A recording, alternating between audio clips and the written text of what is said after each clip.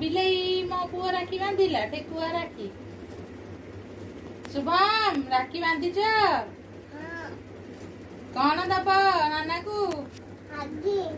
Maggi ଦବ? ମୁଁ କାଠୁ ମାଗିକି ଆଣିଦେଲି।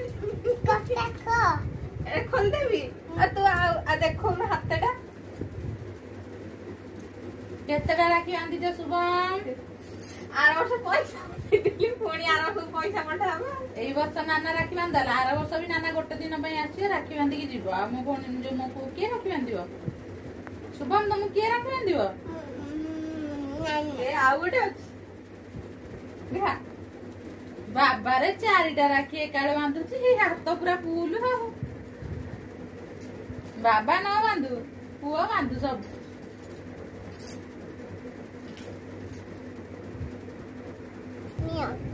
ରାକ୍ଷୀ ପୂର୍ଣ୍ଣିମା।